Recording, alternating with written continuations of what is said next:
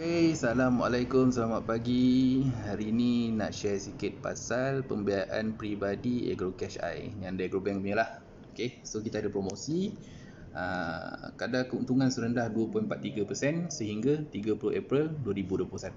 Okay, so untuk syarat kelayakan dia untuk kaki tangan kerajaan dan GLC saja. So untuk kereta kerajaan antara 18 hingga 60 tahun boleh mohon. 60 tahun tu maknanya tempoh habis pembiayaan lah. Okay.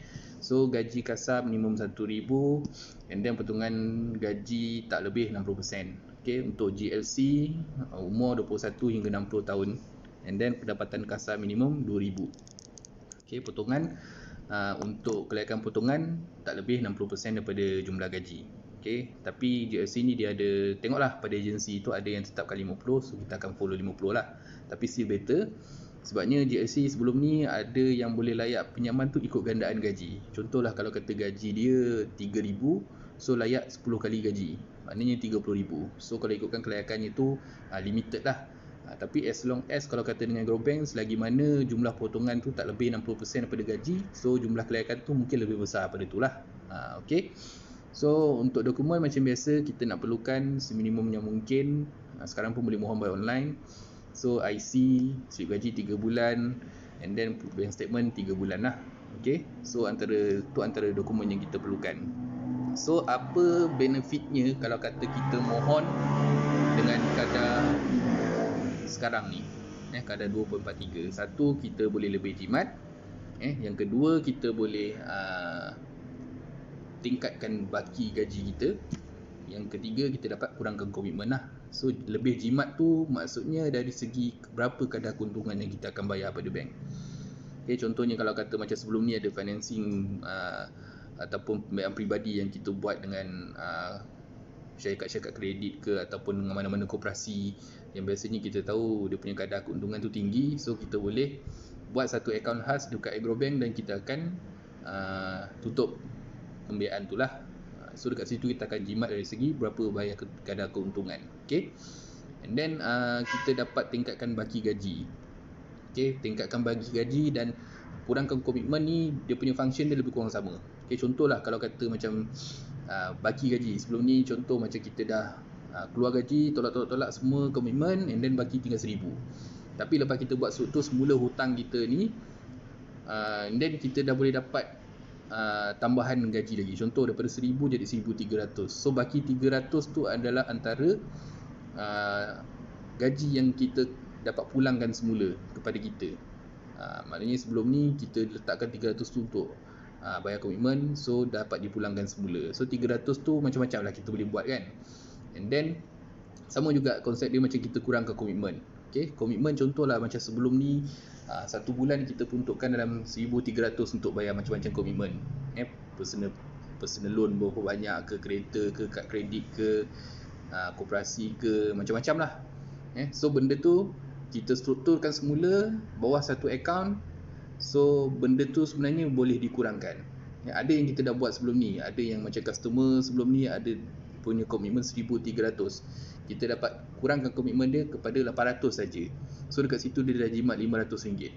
Kalau RM500 duit tu dapat semula pada pelanggan, saya rasa memang dia akan happy. Sebab 500 tu macam-macam dia boleh guna. Lagi-lagi kalau kata zaman pandemik sekarang ni, banyak duit nak kena pakai kan. So 500 tu dia boleh guna untuk perbelanjaan lain lah, mana-mana keperluan yang perlu dipenuhi. Okay, 500 tu pun dia boleh buat sebahagian tu untuk saving. And then 500 tu pun sebahagian tu pun boleh digunakan untuk takaful contohnya. Takaful kan macam zaman sekarang ni, contohlah kalau kata sebelum ni dia tak ada langgan takaful, so sekarang dia boleh mohon takaful.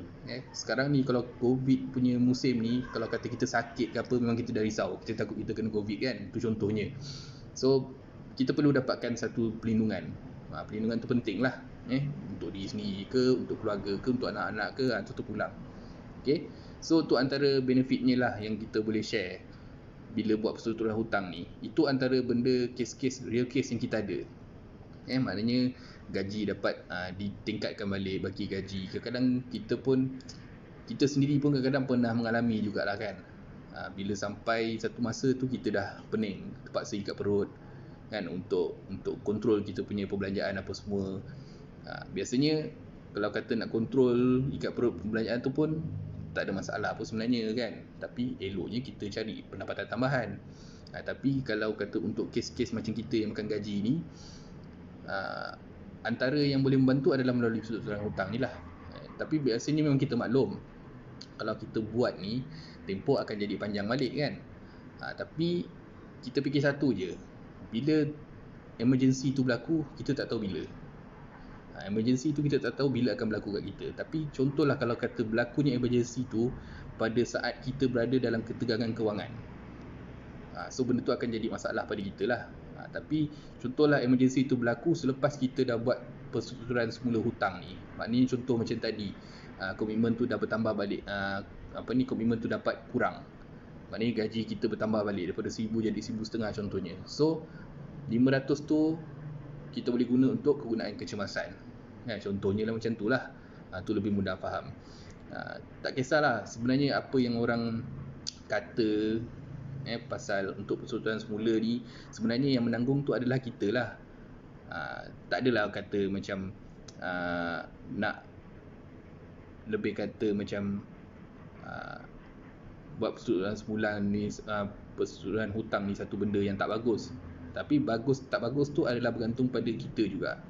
As long as kalau kata benda tu mendatangkan manfaat semula pada kita, contohnya gaji bertambah, so better teruskan lah.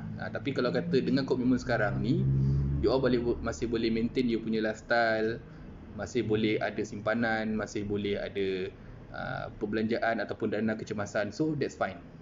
Tak ada halangan pun kalau kata tak nak buat. Tapi bila ada promosi macam ni, untuk mereka yang masih dalam komitmen yang tinggi, yang untuk dikurangkan, memang patut buat. Okay, so kalau kata siapa-siapa yang nak mohon, boleh send payslip dekat WhatsApp.